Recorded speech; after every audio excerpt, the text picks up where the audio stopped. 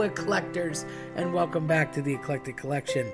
I know it is so exciting to get a new episode. So, episode 80 today. I feel like this is some sort of a milestone. I'm like, I don't know, what's that math thing? 4/5 of the way to 100? Something like that. Words were always my gig. So, today's episode, what does organic really mean? So there's this big deal with organic. I want organic. I want to buy organic. Buy organic potatoes. Get organic tomatoes. Buy organic stuff. And, you know, honestly, I could care less and never fell victim to that. And I say that because it is kind of a victim situation. I am not exactly the blueprint of health. So, yeah, God bless the people that want to be. But organic stuff is sort of a... new age, new wave thing. You can tell them from the 80s because new wave, right? At least in the last couple of years, there's been a big upturn in you got to buy organic, and you got to ask for organic, and is it safe, and is it organic?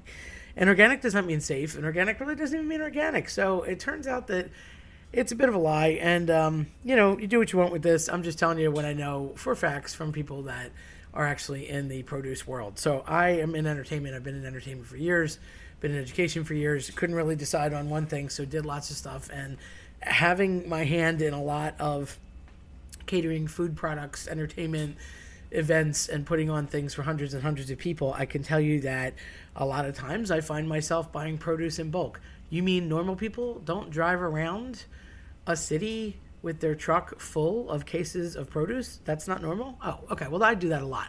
And I've come to meet very, very many farmers, local and far away, people in corporate that work for big name companies, and local farmers that I've just gotten to make relationships with to buy things in bulk.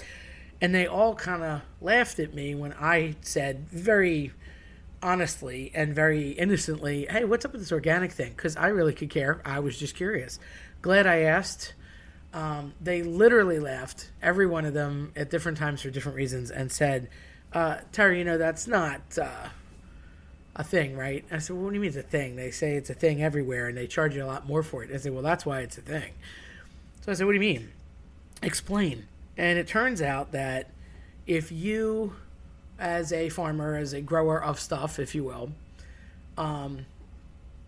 promise to make X percent of your total growth of goods organic, then you're allowed to have like the organic seal of approval, if you will. Well, what does that mean? It means that you can't have anything weird, no pesticides. It has to be purely grown in the ground like back in the day, and as if you were a farmer of old. Okay, well, that part makes sense. But what I didn't realize is that all the typical things, potatoes, tomatoes, lettuce, etc., that people consume actually are not grown that way, even on farms that are labeled, certified, and meant to be called organic. Because what's really happening is they'll take things that can truly grow easily like that, typically herbs, parsley, cilantro. You thought I was going to say sage, rosemary, and thyme, didn't you? I know. Yeah, them too. But I didn't on purpose because I wasn't going for the cheap pun. I'm just saying. You're laughing. I know you are.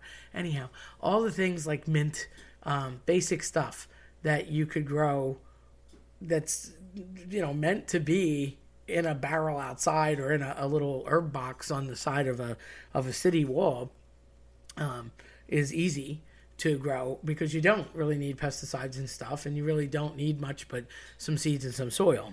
So most of the things like that, your garlics, your basic things that are herbs, get grown, quote, correctly or organically, and everything else on the farm is still dealt with pesticides, possibly chemicals, et cetera, et cetera. And it's perfectly legal, and in reality, what you think you're purchasing more for and paying more for, you're definitely paying more for it, that's stamped organic, is simply because it came from that farm. But those products are not necessarily true. I fell victim to this. I was running around like a nut the night before Christmas Eve trying to pick up some Brussels sprouts because I had fallen short of the ones that I had. I needed another bag. And I was joking with the guy in the supermarket, and I said, oh yeah, I need some normal sprouts.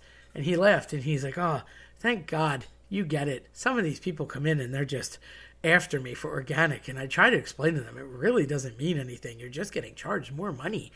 But they insist, so whatever. They want to spend it, they can. And the irony was there was only one bag of organic Brussels sprouts left, which was approximately $4 more than the regular bag of plain old sprouts, which is what I go for every time. So I had to bite the bullet and ironically buy organic. But one of my very close produce guys, John, said to me, that doesn't mean anything. He's like, honestly, people think it. They're going to go on to thinking it, but they push it, and it's definitely couched in a way that people want to believe that. But it's really not true. So if you're a person that's like, I insist on organic, they taste better, they look better. No, you're eating the exact same potatoes, tomatoes, lettuce, whatever, carrots that everybody else is eating. They are packaged differently to say the word organic. You are charged much more money, but I guarantee that they come from a farm that has a few things truly grown that way, but probably not what you're eating. And if you happen to get that one product that really is, well, congratulations to you. You lucked out. This is akin to the idea of gourmet, and nobody really discusses this either. But again, fun facts. And I find it amusing because I really don't care, and it doesn't bother me because I would never ask for it. But so many people do, and I have just said to friends that have mentioned to me that they want to worry about organics. Here's the deal, do what you want with it. And most of them are like, oh. And they've kind of just stayed on the normal stuff.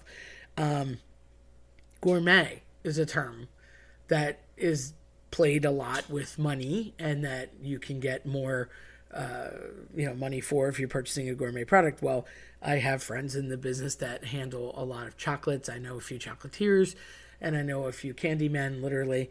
No, not Willy Wonka, unfortunately, but we got talking several times about chocolate-covered pretzels, which sweet, salty, who doesn't love a good chocolate-covered pretzel? And when I was talking to the guys, I said, what's the story with a pretzel, X amount per bag? We were looking for like literally pounds and pounds for something I was doing with the kids at school. And he said, I could tell you for this, And he's like, funny thing is, they're just pretzels, Tara. We just put them in an enrober. So if you don't care, then that's, these are cheaper. And I'm like, okay. He showed me the enrober. It's basically a conveyor belt, and it's like you would see, and you've seen on maybe like a show, like how's it made, and you just have a bunch of flat pretzels that are laying on a little conveyor belt, and they go through this little hole in the machine, and it drops and drizzles chocolate on top, and then that's it, and it falls into a little vat, and later on they come out. No big deal. And so they call that the enrober. I'm like, yeah, it's fine. I don't care. And he's like, oh, okay, as long as you don't want the gourmet ones. And I was like, ooh, la la, gourmet. What is the big deal about gourmet? He's like, come here, I'll show you. So he took me in the back, showed me the classic enrober that I just mentioned, and it was like, plop, here's a pretzel, and plop, it comes out of the bottom. Dries off, life's good. Well, then he showed me the gourmet process. The gourmet process is one little station over, same thing, same chocolate, same pretzels, plop, it goes in.